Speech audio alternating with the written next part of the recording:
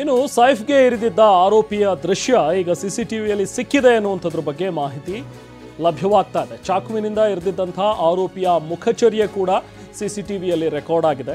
ಆರೋಪಿಯ ಮೊದಲ ಭಾವಚಿತ್ರವನ್ನ ಕೂಡ ಈಗ ಪೊಲೀಸರು ರಿಲೀಸ್ ಮಾಡಿದ್ದಾರೆ.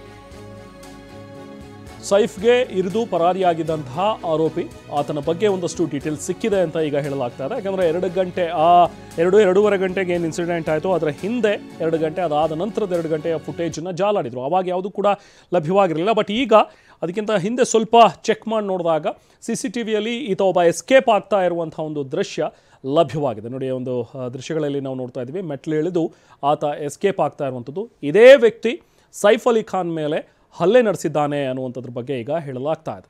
ಸೊ 2 ಗಂಟೆ 33 ನಿಮಿಷ 56 ಸೆಕೆಂಡ್ನ ಒಂದು CCTV ಫುಟೇಜ್ನ ರೆಕಾರ್ಡ್ ಇದು. ಆರೋಪಿಯ ಮೊದಲ ಭಾವಚಿತ್ರ ಈಗ ಲಭ್ಯವಾಗಿದೆ.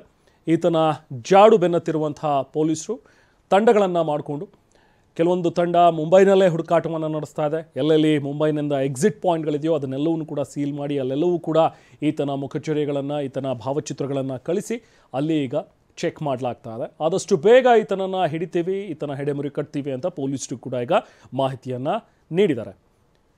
ಇನ್ನು ಆರೋಪಿಯ ಮೊದಲ ಭಾವಚಿತ್ರ ಈಗ TV9ಗೂ ಕೂಡ ಲಭ್ಯವಾಗಿದೆ. ಪೊಲೀಸರು ರಿಲೀಸ್ ಮಾಡಿರುವಂಥ ಈ ಒಂದು ಎಕ್ಸ್ಕ್ಲೂಸಿವ್ ಫುಟೇಜ್ TV9ನಲ್ಲಿ ನೋಡ್ತಾ ಇದ್ದೀರಿ ನೀವು. ಈತ ನಿನ್ನೆ ತಡರಾತ್ರಿ ಮಧ್ಯರಾತ್ರಿ 2-2:30 ಸುಮಾರಿಗೆ ಸೈಫ್ ಅಲಿ ಖಾನ್ ಮನೆಗೆ ನುಗ್ಗಿ ದರೋಡೆಯ ಉದ್ದೇಶದಿಂದ ಈತ ಬಂದಿದ್ದ ಅಂತ ಈಗ ಪ್ರಾಥಮಿಕವಾಗಿ ಮಾಹಿತಿ ಶೇರ್ ಮಾಡ್ಕೊಂಡಿದ್ದಾರೆ. ಅಥವಾ ಬೇರೆ ಇನ್ನೇನಾದರೂ ಕಾರಣದಿಂದ ಈತ ನುಗ್ಗಿದ್ನ, ಕೊಲೆ ಮಾಡುವ ಉದ್ದೇಶದಿಂದಲೇ ಈತ ಏನಾದರೂ ಮನೆಗೆ ಬಂದ, ಈತ ಮನೆ ಒಳಗಡೆ ಹೇಗೆ ಪ್ರವೇಶ ಮಾಡ್ದ? ಅಷ್ಟೊಂದು ಹೈ ಸೆಕ್ಯೂರಿಟಿ ಇದೆ.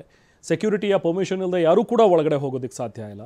ಜೊತೆಗೆ ಮನೆ ಒಳಗಡೆ ಬರಬೇಕು, ಎಂಟ್ರ್ ಆಗಬೇಕು ಮನೆ ಒಳಗಡೆ, ರೂಮ್ ಒಳಗಡೆ ಅಂತ ಹೇಳಿದ್ರೆ ಅಲ್ಲೊಂದು QR ಕೋಡ್ ಇದೆ. ಆ QR ಕೋಡನ್ನು ಸ್ಕ್ಯಾನ್ ಮಾಡಿದ್ರೆ ಅಷ್ಟೇ ಯಾರಿಗೆ ಅನುಮತಿ ಇರುತ್ತೋ ಅಂಥವ್ರು ಮಾತ್ರ, ಪರ್ಮಿಷನ್ ಇರೋರು ಮಾತ್ರ ಒಳಗಡೆ ಹೋಗೋದಕ್ಕೆ ಸಾಧ್ಯ. ಇಷ್ಟೆಲ್ಲ ಡಿಜಿಟಲ್ ಸೆಕ್ಯೂರಿಟಿ ಕೂಡ ಇದ್ದಂಥ ಸಂದರ್ಭದಲ್ಲಿ ಈತ ಅದು ಹೇಗೆ ಒಳಗಡೆ ನುಗ್ದ ಅನ್ನುವಂಥದ್ರ ಬಗ್ಗೆ ಅನುಮಾನಗಳು ಎಲ್ರಿಗೂ ವ್ಯಕ್ತವಾಗ್ತಾ ಇವೆ. ಸದ್ಯಕ್ಕೀಗ ಈತನ ಭಾವಚಿತ್ರ ಕೂಡ ಲಭ್ಯವಾಗಿದೆ. CCTV ಫುಟೇಜ್ ಸಿಕ್ಕಿದೆ ಈಗ ಪೊಲೀಸರಿಗೆ. ಅದನ್ನು ಆಧರಿಸಿ ಈಗ ಪೊಲೀಸರು ಈ ಆರೋಪಿಯನ್ನು ಹಿಡಿಯೋದಕ್ಕೆ ಬಲೆ ಬೀಸಿದ್ದಾರೆ.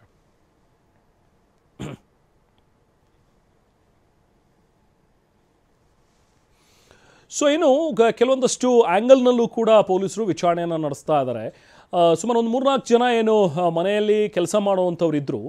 ಮನೆಯಲ್ಲೇ ಕೆಲವೊಂದು ಜನ ಉಳ್ಕೊಳ್ತಾ ಇದ್ರು ಕೆಲಸದವರು. ಅದರಲ್ಲಿ ಒಬ್ಬಾಕೆ ಮನೆಯ ಕೆಲಸದಾಕೆ, ಆಕೆಯ ಜೊತೆಗೆ ಈ ಒಳಗಡೆ ನುಗ್ಗಿದಂಥ ಆರೋಪಿ ಏನಿದಾನಲ್ಲ, ಕೊಲೆ ಮಾಡೋದಕ್ಕೆ ಬಂದಿದ್ನೋ ಅಥವಾ ದರೋಡೆ ಮಾಡೋದಕ್ಕೆ ಬಂದಿದ್ನೋ, ಆತ ವಾಗ್ವಾದಕ್ಕೆ ಇಳಿದಿದ್ದ, ಕಿರಿಕ್ ಮಾಡ್ತಾ ಇದ್ದ, ಆಕೆಯ ಜೊತೆಗೆ ಜಗಳ ಮಾಡ್ತಾ ಇದ್ದ ಅನ್ನುವಂಥದ್ದು ಸದ್ಯಕ್ಕೆ ಪೊಲೀಸರು ಕೊಡ್ತಾ ಇರುವಂಥ ಮಾಹಿತಿ. ಬಹುಶಃ ಆ ಜಗಳ, ಆ ಕಿರುಚಾಟ ಕೇಳಿದಂಥ ಸೈಫ್ ಅಲಿ ಖಾನ್ ರೂಮ್ನಿಂದ ಕೆಳಗೆ ಇಳಿದು ಬಂದಿದ್ದಾರೆ.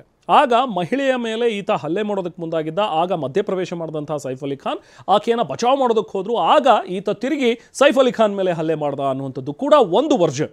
ಸೊ ಪೊಲೀಸರ ಒಂದು ವರ್ಷನ್ ಮೂಲಗಳ ಮಾಹಿತಿ ಈಗ ಲಭ್ಯವಾಗ್ತಾ ಇರುವಂಥದ್ದು. ಬಟ್ ಡೀಟೇಲ್ಡ್ ತನಿಖೆಯಿಂದ ಅಷ್ಟೇ ಗೊತ್ತಾಗಬೇಕು ಎಕ್ಸಾಕ್ಟ್ ರೀಸನ್ಸ್ ಏನು ಅಂತ.